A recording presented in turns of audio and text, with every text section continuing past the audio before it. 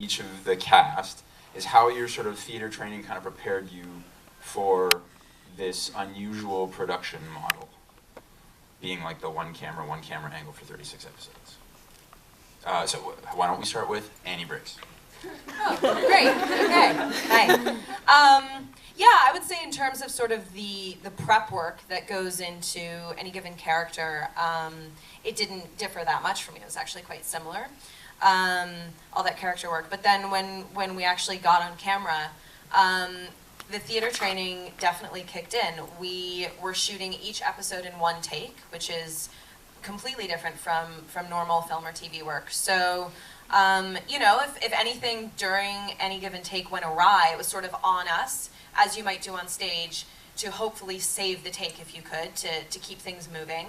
I would say just the pressure of having, like you would on stage, having to do a scene from beginning to end in front of an audience. We basically had that set up on camera. And then, as we talked about earlier, having the one camera, so there was no option of you know, doing different angles or close-ups on any of our faces.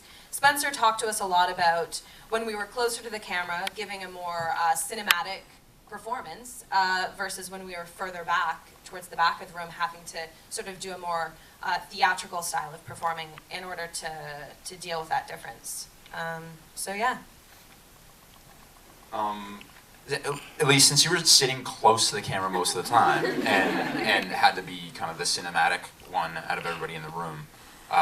Will, it's funny that you guys are sitting this far apart because that's kind of how you guys were in most of the episodes. Will was always at the back, I'm sure you guys know, and Elise was always at the front. So can you talk a little bit about what that was like and how you had to change your performance when you moved away from the camera? I didn't think of it all that much because I had a million other things to focus on, like talking for a long time. And for me, like, the theater training really came into play with doing like one long take. Cause yeah, you really just had to like trust yourself and trust everyone in the room, which I really did, to just keep on going if something kind of like went a little bit awry and you can't like focus on like that one moment that something kind of happened that didn't go according to plan. You just had to like move on with it. So it was really like freeing in that way because there weren't as, like, you think that there were more restrictions, but there was almost like less of them because it was just kind of like capturing life as it happened, and like life doesn't go always like according to plan. So yeah. Sharon, you have a very unique perspective on the whole thing, being the tallest member. Yes. Can you talk a little bit about what that was like? So, like when we were shooting some of, like a lot of the time, I remember having to direct you, like, can you step a little further back? A little further back. Still can't see your head. Can you step a little further back? Can you talk a little bit about what it was like having to manage yourself for such a tight, such a tight frame? It was a little difficult at first because not only is there the restriction of one camera and, you know, one room, but I am restricted to the back half of the room when I'm standing, so it's kind of like my stage was a lot smaller. So I had to learn to work with that. My haircut line was basically the end of the bed, so it was just kind of like can't see your face, can't see your face.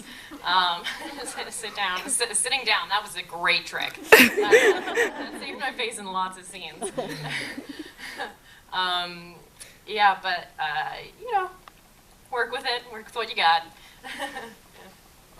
So, Natasha, you kind of came to this, I mean, there's got to be a lot of pressure being the title character of a series. Can you talk a little bit about, talk to us about the pressure that you went through going through the production, but also like how you handled it and how you relied on your teammates to kind of pull through it? Well, I was blessed with an incredible team, both in front of the camera and behind the camera. Woo! You know, something I learned in my 300-year life is that sometimes you just have to buckle down and do it. Just do it. Shut up and do it. So that was my approach to the whole thing. Yeah, I just didn't spend too much time, you know, stressing out. I just focused on my character, and I focused on the lines, and focused on my team, and focused on the fans, and yeah. Do you guys remember what it was like to have your first audition together? Because we were auditioning Vividly. for the 2 roles. Can you two comment a little bit about that process? My callback process was about 2 hours long. They auditioned me with about, I feel like it was like 10 different Lauras, who were all super lovely and really lovely actresses. But Elise and I were the first to go in together right in the morning, and then we were the first to go in at the beginning of the day. And it was magical. I don't know, we just did it. And I thought to myself, if I get cast, that's my Laura.